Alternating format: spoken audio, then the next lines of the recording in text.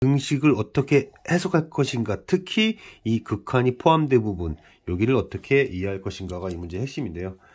x에 의해서 결정될 부분이기 때문에 이걸 하나의 함수로 보겠습니다. 그러면 두 함수가 곱해졌고 곱해진 두 함수가 연속인 뭐 그런 식이다, 이렇게 일단 이해를 해볼게요. 그리고 절대값 fx를 뭐 px라고 생각한 다음에 이제 문제를 한번 풀어볼 텐데, 이 부분을 어떤 기울기의 개념으로 봅시다. x-h에서 x 플러스 h까지의 변화량으로 본다면 결국 2h 깔린 거니까 2를 곱하면 될 것이고, 절대값 fx를 px로 본다고 하면 이 수식을 이러한 수식으로 바꿀 수 있게 됩니다. 자, 그런데 만약에 이 식이 두 가지인데요. 첫 번째, 이 x라는 점에서 x축과 만나지 않았든지, 아니면 만날 거면 접해가지고 미분 가능하든지, 그렇게 됐을 때는 넓은 의미로 이렇게 표현할 수 있어요.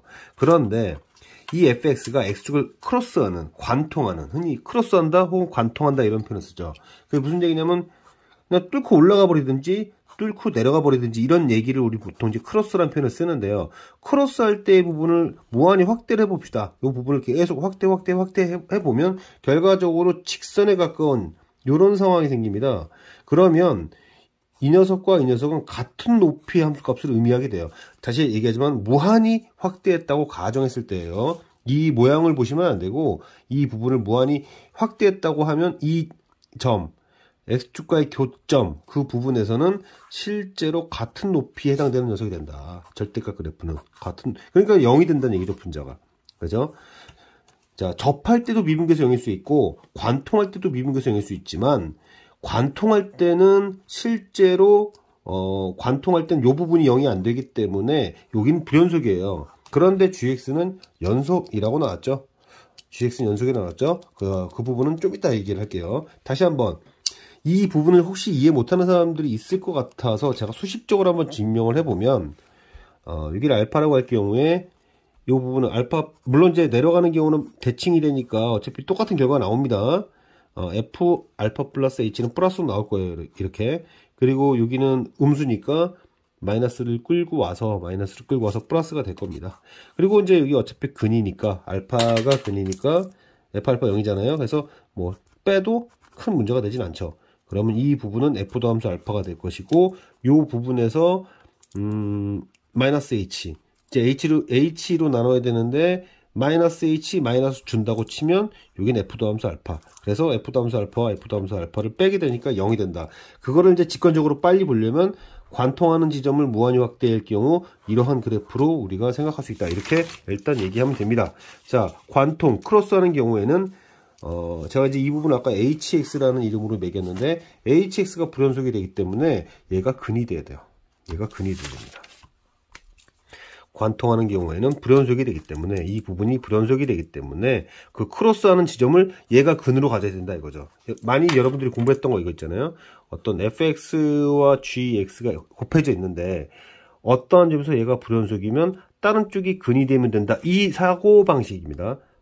어떤 함수가 특정한 점에서 불연속일 경우 다른 함수가 근이면 된다. 그래서 이 극한으로 표현됐었던, 그렇죠? 극한으로 표현됐었던 이것을 하나의 함수로 가정할 경우 이 녀석이 불연속이 나오는 지점은 fx의 x축과의 크로스 포인트다. x축과 크로스 포인트에서는 이 부분이 불연속이 되니까 fx-3이 거기를 지나야 된다.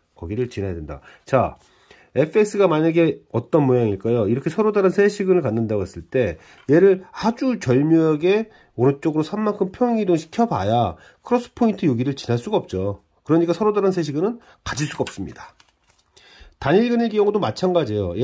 아무리 얘를 평행이동 시킨다 한들 fx-3이 이 불연속이 되게 하는 fx의 근, fx의 크로스 포인트를 지날 수가 없잖아요. 그러니까 다 불가능합니다. 마찬가지로 요번에는 그러니까 세 실근 가질 때는 이거 fx의 크로스 포인트를 평행이동형이 지날 수가 없구나, 불가능하구나.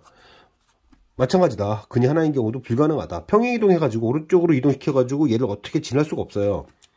그런데 그럼 이제 접할 때인데, 접하는 지점이 오른쪽에 있을 때에는 얘를 평행이동 시켜가지고 fx-3이 fx의 크로스 포인트를 지날 수가 있나요? 못 지나죠. 못 지납니다. 그래서 딱 하나밖에 안 남습니다. 뭐밖에 안 남냐면 처음부터 왼쪽에서 접하고 오른쪽에 이렇게 됐을 때 바로 이 지점이 오른쪽으로 3만큼 평행이동 돼가지고 크로스 포인트를 fx-3이 지날 때 이렇게 돼버리면 이 함수의 불연속점, 정확히 말하면 fx의 크로스 포인트를 fx의 평행이동이 지나면서 연속이 될 수 있도록 한다. gx를 연속이 될 수 있도록 한다. 그래서 맨 처음에 gx는 실수 전체에서 연속이다. 이 말이 나왔던 겁니다. 자, 이렇게 되면 gx는 fx-3의 근과 그 다음에 여기 있죠. 이 함수의 근들을 따지면 되는 건데 어차피 맨 처음에 보셨을 때 아시겠지만 gx의 근은 어차피 어디서 나온다? 크로스 포인트 지점들. 그러니까 fx의 근과 fx-3의 근 그리고 fx의 미분계수가 0이 되는 지점이라는 걸 알 수 있으니까 그는 하나, 둘 그리고 얘가 오른쪽 3만큼 간 거죠? 얘 셋. 일단 이 셋에다가 롤의 정리에 의하여 접점이니까 2대1 내분점 여기서 나온다는 걸 알 수 있습니다. 그래서 근이 gx의 근은 하나, 둘, 셋, 넷. 그들의 합이 7이 돼야 되고 그러므로 알파를 찾을 수 있었고 fx를 찾을 수 있었다. 자, 이 문제의 포인트를 다시 한번 정리해 보겠습니다. 이 문제의 포인트는 무엇이었냐? 이 절대값 그래프의 함수는 fx, 절대값 아니 fx니까 fx의 크로스 포인트에서 불연속이 생긴다.